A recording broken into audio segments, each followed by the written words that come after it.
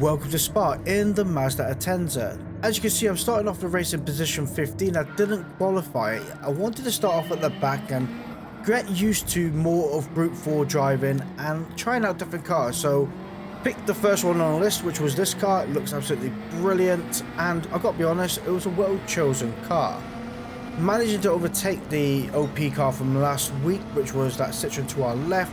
Got the inside, parking it on the apex, and out the other side we go. I'm not too sure where the Supra was going, but it certainly wasn't this way. Out the other side, we have gained a couple of positions already, but we are 2.5 seconds away from Nick in position 12 up in front. I don't think we're going to be able to hold on to P13 very long because we have Rob behind us, which is only 4 tenths away, actually pouring it in very quickly. So I'm going to keep to the left and let them slingshot past me, and then I can get the momentum from them, because as you can see, I'm trying everything it's got. It's just, I'm just running out of steam here. So every little helps as we head into our next braking zone. I do have a question though. Do these pads on the inside of the curbs, the blue ones, slow you down? These here, or turquoise? Because when I run across them, I feel like the car gets pulled back, and yeah, is it like a point where you don't go on to before you exceed the track limits and it slows you down? Please let me know down in the comments below. Rob has managed to overtake Nick, which is great news. Sometimes working together with somebody does help you actually catch up to other cars. I'm going to make a move on the inside of Nick and get him pretty much squeezed into the grass on the right hand side. It was a brave move, I'm not going to lie, but the squeeze was also not necessary, so a bit of tit for tat, and it is what it is. Out the other side, we have lost a good bit of momentum from Nick up in front. Thankfully though, it's 8 seconds, 9 seconds away from the Citroen down in P15 there. Gonna try again though and make a move on Nick here, parking it up on the inside of the apex, down the first gear, nice and tight, getting that power as early as possible. Beautifully done. Out the other side we go. Sadly though, we are now 3 seconds away from Rob, which is a lifetime away. Sadly though, they are also in the tow from the cars up in front, which means they're only going to be getting away from us a bit quicker. Hopefully though, Nick doesn't try and make a slingshot move upon us coming down the straight here, because they are in a tow from us. We might be able to just about hold them off. Looks like I'm actually gaining time from them, but we did manage to catch up to Rob as he was getting held up by position 11 up in front, which is only nothing but great news, to be honest. And they're also rocking a penalty. If all goes to plan, we'll be able to catch up to Rob and use Rob's slipstream to get past the car that's got the penalty. Although I think Rob and that car's had a few little bumps and tit for tats, I'm not too sure. Seems to be a bit of funkiness going on because they quit the race as well. Yeah, position gain is a position gain, I'm not going to lie. But if we manage to work with Rob a little bit more, we might be able to catch up to Skymaster up in front, who's in position 10. This is the thing that you got to think about sometimes. Is it better to work with somebody and try and catch the cars up in front, or is it better and beneficial to overtake that person and try your own way of getting up in front? I did think I might have gone into the back of Rob there, and if I did, I do apologise, Rob, but it seemed a bit funky when I went into the back of you there. Something, well, I slowed down a lot, like I lost all momentum, but hey ho, what can you do?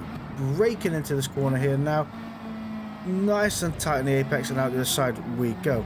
Kind of a funky one because first gear is too tall, second gear is too far away, and Rob managed to gain a 0.5 second penalty for going slightly off track, which is not helpful to them, but it is helpful for us, to be honest, because they are still battling with Skymaster, and I'm just sitting back here watching it all develop. There's a car parked on the grass there for some reason. Just watching the world go round. Fair enough. Rob is about to serve his slow down penalty.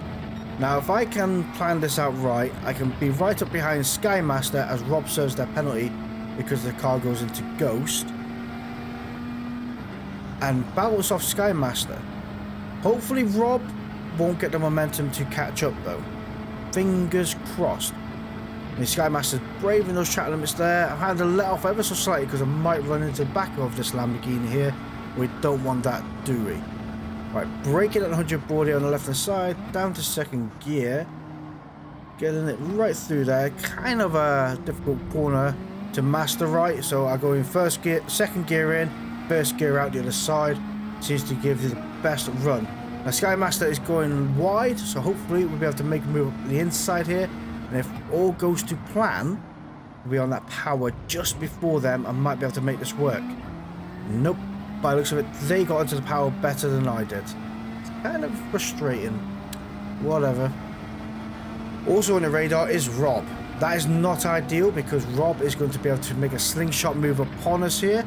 As I let Sky Master go through, I was a little bit slow.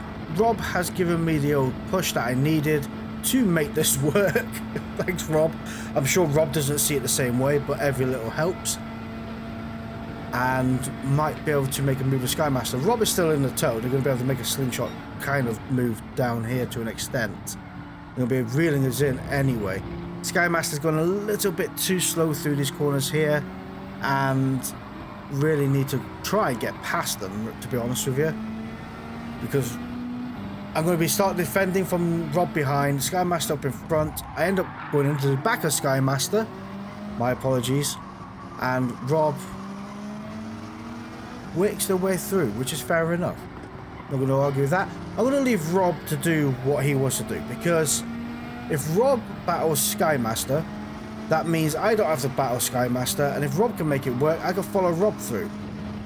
Or not. I mean, Sky Master is giving Rob the old tow, but for some reason I have a much better run. Yeah, I'm not grumbling. Really, I'm not grumbling at that. It's absolutely spot on. And hopefully Sky Master will hold up Rob, and that means we keep position 9 overall. And it looks like that is going to be the case through this section here, because Rob is to our right hand side and not challenging. Oh no, Sky Master's to our right hand side, sorry, and not challenging and holding up Rob. I find this totally peculiar, because Rob then flies off the track, which totally distracted me, and I went off the track as well. So did Sky Master. Rob regains in front of us all, but does manage to claim a 0.5 second penalty for forgetting to brake. Yeah, I think Rob and Sky Master, something's going on between them two, because Sky Master was holding Rob up. There's no way that Sky Master stayed to my right hand side and left it like that. Something must have gone that I didn't see. Either way, Rob is going to collect themselves another penalty. There we are, 1 second in total. Make that a bit more, because I'm sure that's another area to gain a penalty. So let's say they have 1.5 seconds worth in total. Not as bad as the car up in front though. That is about to claim a 1 second penalty as a crossover the finish line. So we do finish this race in position 6. But before we move on to our next race, I'd like to take a moment out to thank our channel members, which are Andy Good, Sigmatic, Daniel Adams, Crazy 8, AK47 and Spectral Rain. Thank you guys ever so much for supporting the channel. As you can see, we're starting dead last in this race, which is actually what I was hoping for, to be honest with you. I know it sounds crazy. A lot of people you think, Flash, why don't you just qualify? Well, you know what? I'm enjoying starting last, and I enjoy working my way up at the moment. But I will start qualifying soon, when I get a little bit more competitive. One thing I do like about the qualifying is you qualify in a neutral zone. Nothing affects your qualifying session, not like Forza Motorsport, where, you know, on PC, you get the old glitches now and again.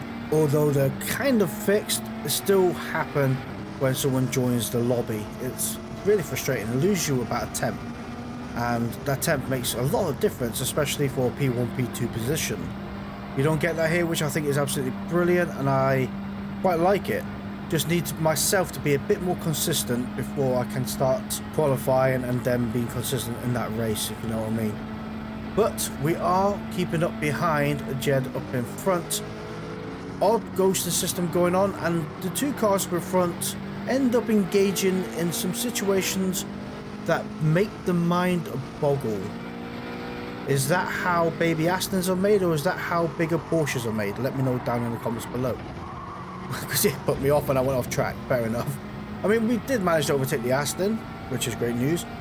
We haven't managed to overtake the Porsche up in front. Things go well though. We work this Porsche ever so slightly, work with him a little bit. I mean, we might well be able to overtake the Porsche because it went off the track. Fair enough. Okay. Well, the idea was to work with the Porsche and try and catch up with the cars up in front. Porsche had other ideas, so I'll have to catch up to the cars up in front. Thankfully though, the car up in front did manage to collect a 0.5 second penalty. Not too sure what this car is doing, but they're going very, very slowly. And if all goes well, like I say, we'll be able to overtake that car as well as they serve their penalty. If not, it might be done earlier, fingers crossed. But they are going a little bit slow through this section here. I would have picked up a bit more speed. So I think getting past them sooner than later is certainly ideal. That's the juggling thing you have to have in your head sometimes. You're looking at a situation and you're assessing it. Is it better to work with someone and try and catch up to the cars up in front? Or are they holding you up that much that you need to make your way past them as soon as possible so you can start making grounds on the car up in front? And it was all dependent on that car up in front's mentality to an extent, because you don't want to have a collision if they're overly defending or they're retaliatory defending. But I think pressure may be getting to them. They've certainly gone wide, let me past, and fair enough. Sadly though, we are 3 seconds away from the cars up in front, which is a mountain of time away to try and catch up some cars. Yeah, not ideal, but a position gain is a position gained, and hopefully we can start making some ground upon the said cars up in front. I mean, we are only 1.9 seconds away now. Yellow flag, caution, which I like the flag system. Somebody's parked in the middle of the road. Thank golly for the ghosting system. Couldn't come at a better time, really. The last thing you'll need is to be sat in that road, not ghosted. But the car up in front is about to serve a penalty as well, which may or may not benefit us, and I don't think it will, because they have come out of ghost and they're now picking up a bit of speed. I am going to overtake them. Decided I'm going to go side by side, get past them, and they can tuck in behind me. Position gain is position gain. Usually I would back out and surrender, but today I felt to be a little bit more aggressive and assertive. That's a better word for it. More assertive and gaining that position. I mean, we are still 3.5 seconds away from position 8, which is not ideal. Mr. Alex Anderson. Yeah. Did you just hit that wall?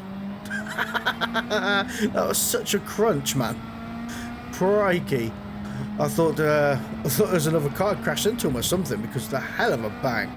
Thankfully though, for the last lap we did manage to catch up to Mr. Alex Anderson.